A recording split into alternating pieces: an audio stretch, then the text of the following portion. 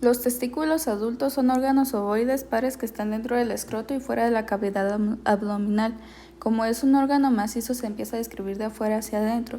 Y primero tenemos la cápsula. La cápsula se compone de una túnica vaginal que normalmente no está visible en los cortes histológicos porque se suele despegar. Después de la túnica vaginal vamos a encontrar la túnica albuginea, que la túnica albuginea es de tejido conectivo denso no modelado, que en la zona del mediastino testicular se encuentra más ensanchada porque es donde van a entrar los vasos sanguíneos y nervios. La túnica albuginea tiene un mesotelio simple plano, como se ve en esta imagen. Y después de la túnica vaginal, de la túnica albuginea, vamos a encontrar la túnica vascular, que es de tejido conectivo laxo. Y como su nombre lo dice, es donde van a estar los vasos sanguíneos que nutren a los túbulos seminíferos. La túnica albuginea va a ser tabiques para dividir al testículo en lobulillos, que van a ser de 200 a 250, y cada uno de estos lobulillos va a tener de 1 a 4 túbulos seminíferos. La túnica vascular va a entrar junto con la túnica albuginea para formar el estroma testicular.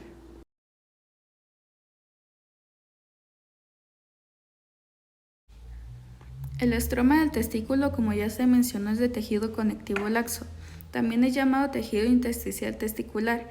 En él se pueden encontrar las células endoteliales, fibroblastos, macrófagos y mastocitos.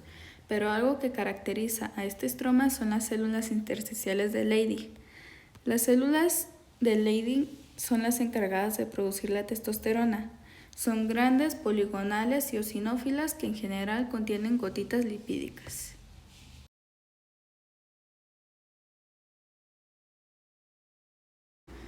Los túbulos seminíferos se componen de dos partes principales.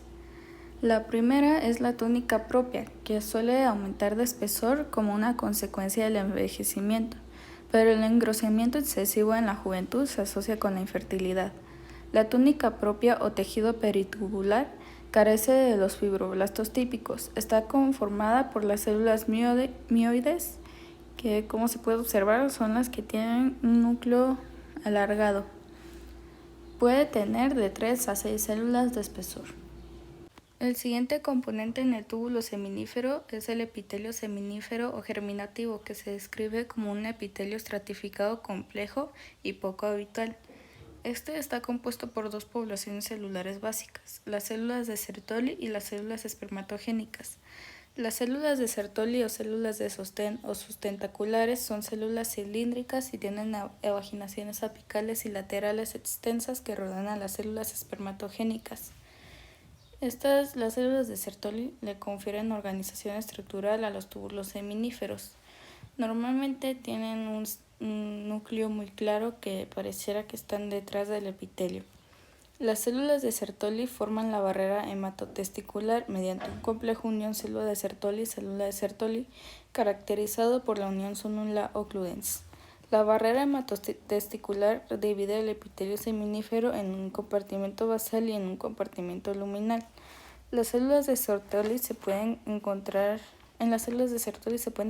los cristales de Charcot-Becher, que espero estar pronunciando bien, que son inclusiones del citoplasma, probables acumulaciones lipídicas.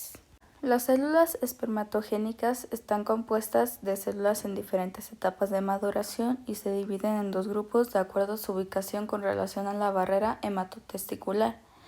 El compartimento basal hay células espermatogonias y espermatocitos primarios.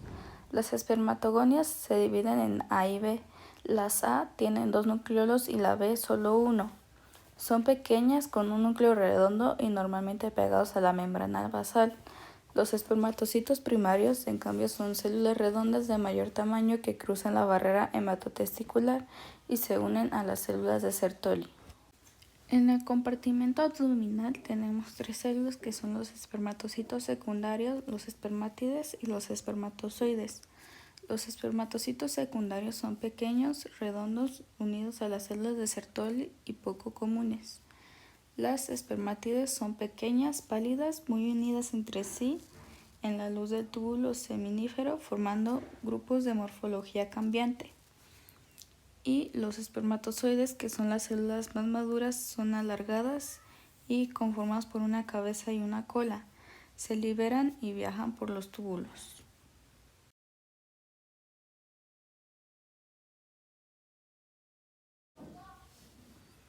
Los túbulos seminíferos continúan en el mediastino como túbulos rectos, que los túbulos rectos son muy difíciles de encontrar, pero se encuentran compuestas por células cúbicas y células de Sertolio. Los túbulos rectos terminan en la red testicular, que la red testicular es una serie de conductos anastomosados en el mediastino testicular. Los conductos de la red testicular están revestidos por un epitelio cúbico simple o cilíndrico bajo. Sus células tienen un cilio apical y relativamente pocas microvellosidades apicales cortas.